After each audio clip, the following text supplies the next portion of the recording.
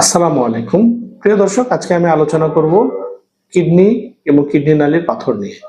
আমরা কিডনি এবং কিডনি নালীর পাথরের অনেক রোগী পেয়ে থাকি এবং রোগীদের একটি ধারণা যে কিডনি এবং কিডনি নালীর পাথর একবার হলে বারবার হতে পারে।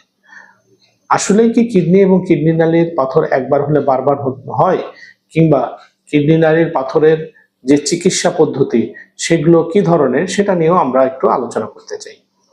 কিডনি বা কিডনি নালীর পাথর যদি ছোট হয়ে থাকে তাহলে ওষুধের মাধ্যমে বের হয়ে যায়, কিন্তু বড় যদি পাথর হয় তাহলে কিডনি নালী দিয়ে বের হতে পারে না, সেক্ষেত্রে অপারেশনের প্রয়োজন হয়। প্রশ্ন হচ্ছে যে একবার অপারেশন করলেই বারবার অপারেশন লাগে কিনা। এটা একটি ভুল ধারণা যে একবার অপারেশন করলেই বারবার পাথর হতে পারে, কিন্তু এটা মনে রাখতে হবে যে যাদের কিডনিতে পাথর হয় তারা সাধারণত কিছু কিছু নিয়ম না মানার কারণে হয়ে থাকে। যেমন যদি কেউ কম পানি খায়, বা কেউ যদি ওভার এক্সারসাইজ করে কিন্তু সেই পরিমাণে হাইড্রেশন মেনটেন না করে, কিংবা কেউ যদি যেসব খাবারে পাথর হয় সেসব খাবার যদি অতিরিক্ত পরিমাণে খায়, তাহলে এই পাথর হতে পারে।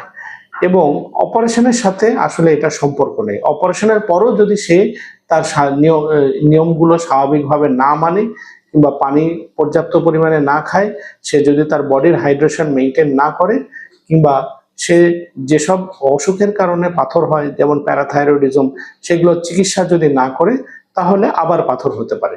তার মানে এটা দাঁড়ায় যে শুধু অপারেশন করলেই আবার পাথর হবে, ব্যাপারটা এরকম না। অপারেশনের সাথে আসলে পাথর হওয়ার সম্পর্ক নেই, বরং যেটা সম্পর্ক সেটা হলো যে যেসব কারণে পাথর হয় সেগুলো আপনি অ্যাভয়েড করছেন কিনা, এবং যদি আপনি যেসব কারণে পাথর হয় সেটা অ্যাভয়েড করতে পারেন, তাহলে ভবিষ্যতে আর পাথর হবে না। তাহলে যেটা আমি বলতে চাই আপনার এই ভিডিওর মাধ্যমে, যে কিডনি নালীর অপারেশন করলে আবার পাথর হয়, এটা আসলে একটি ভুল ধারণা।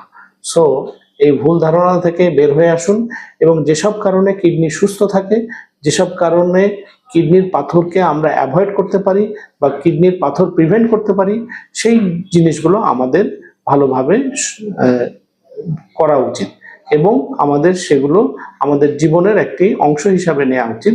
যেমন স্বাভাবিক হালকা ব্যায়াম করা, পর্যাপ্ত পরিমাণে পানি খাওয়া, এবং অতিরিক্ত ক্যালসিয়াম এবং ফসফেট জাতীয় খাবার বা অক্সালেট জাতীয় খাবার অ্যাভয়েড করা, এবং এর সাথে সাথে যেটা আমি বলতে চাই সেটা হলো পর্যাপ্ত ঘুম, এবং ফলমূল এবং শাকসবজি পর্যাপ্ত পরিমাণে খাওয়া। অনেক সময় অত্যধিক প্রোটিনের কারণেও কিডনিতে পাথর হতে পারে। সো অত্যধিক পরিমাণে প্রোটিন কিংবা ফ্যাট জাতীয় খাবারও বর্জন করা কিডনির জন্য ভালো। ধন্যবাদ সবাই।